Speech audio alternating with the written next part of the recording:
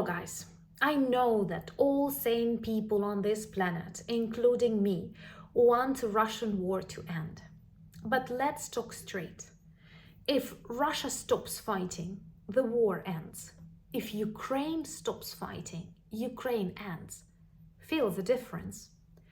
My name is Anna and I vlog daily from Ukraine since the start of the brutal Russian invasion. And I am not tired, because if you're tired at war, you're dead. So if you're new to the channel, you support Ukraine, please subscribe and help us fight informational war. And if you're a long-time friend, check your subscription and hit notification button. And our today's topic is going to be a little bit complicated, but it's important. That is Russia's new strategy towards Ukraine and its allies. Since the very start of this war, Russia changed its strategy a number of times. Why? Because of previous failures. Their blitzkrieg failed, their offensive failed, and now they are looking for other instruments to demotivate us. And they have come up with fatigue. What is worse, this argument works both with Ukrainians and with their allies. They try to let Ukrainians know, using various international journalists, businessmen like the owner of the ex-social media who killed Twitter. They try to inform Ukrainians that the world is getting tired from you, soon they will give up on Ukraine and you will have to negotiate with your murderers.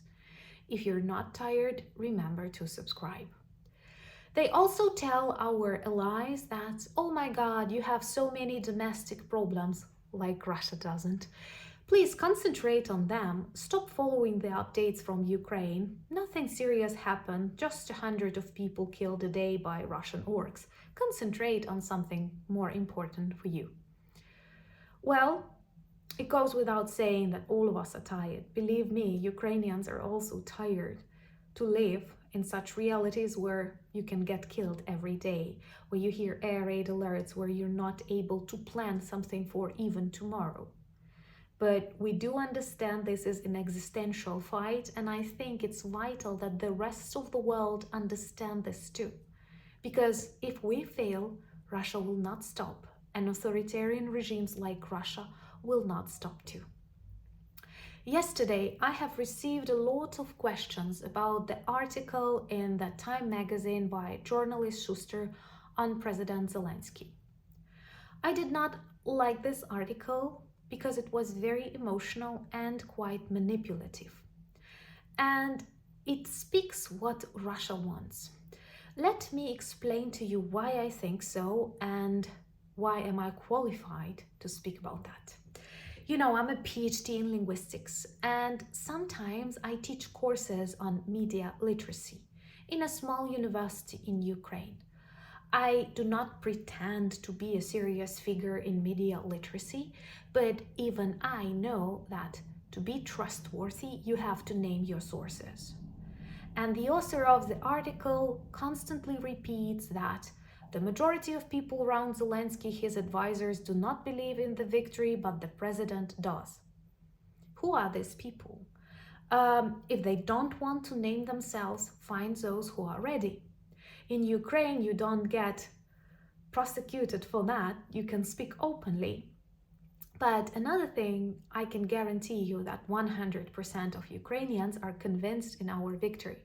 That is the only way for us to survive. And you see, all of us continue working, all of us continue teaching, all of us continue buying and eating, which proves we believe we will survive, we will win. This is just like equality. To live means to win. Otherwise, all of us are dead. Because if war stops on Russian conditions, deaths in Ukraine will not stop. And people like me will definitely get killed, like 100% guarantee. Also, the article is very, very emotional. It is even too emotional as for me, a girl, and you know, some claims that girls are more emotional. It describes the reality with adjectives and adverbs and lots of metaphors, which actually reflect the understanding of the world, of the situation from the perspective of the author. And it does not mean it's objective or it's trustworthy. It is the way he sees Ukraine and President Zelensky, but it may be very different from the way I see President Zelensky in my country or you. Also, the arguments that he provides are one-sided. He concentrates on the dissatisfaction with Ukrainian counteroffensive that turned out to be very slow. Well, first of all, it's not that slow if you look at the number of the killed orcs and destroyed weapons. Second, their military targets, their ships sank, and almost total control over the Black Sea. Of course, it may be a bit slow in the regaining of the territory, but you forget that with hundreds of thousands of Russian orcs trying to attack, we are able to protect territories and they are not moving in Ukraine.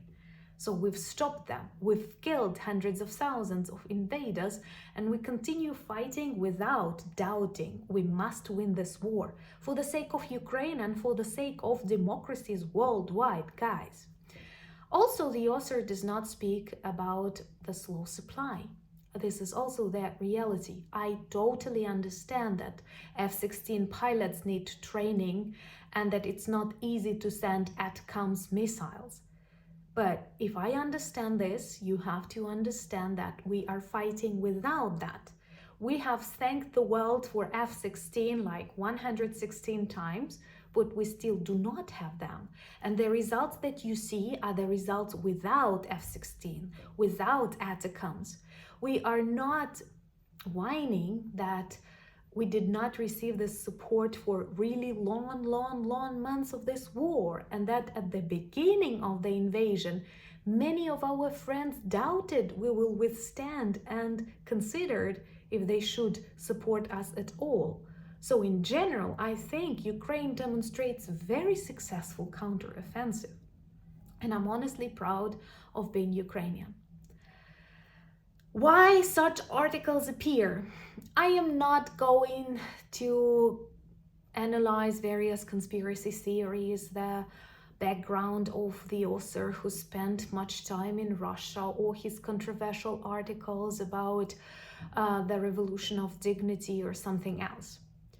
Maybe it was just his personal emotional vision, but the Time put this on the first page. And it attracted attention of many people inside Ukraine and outside Ukraine. And what do we get with such articles? I even had this like phrase, don't waste your time on the time, this time. Hope you understand my English. Don't waste your time on the time, this time.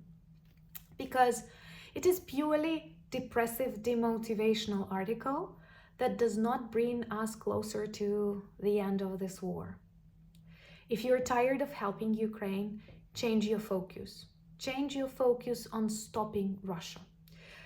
If we stop Russia, when we stop Russia, when we stop Putin and he is in The Hague, Ukraine will no longer need your money, need your weapons, and you can forget about us.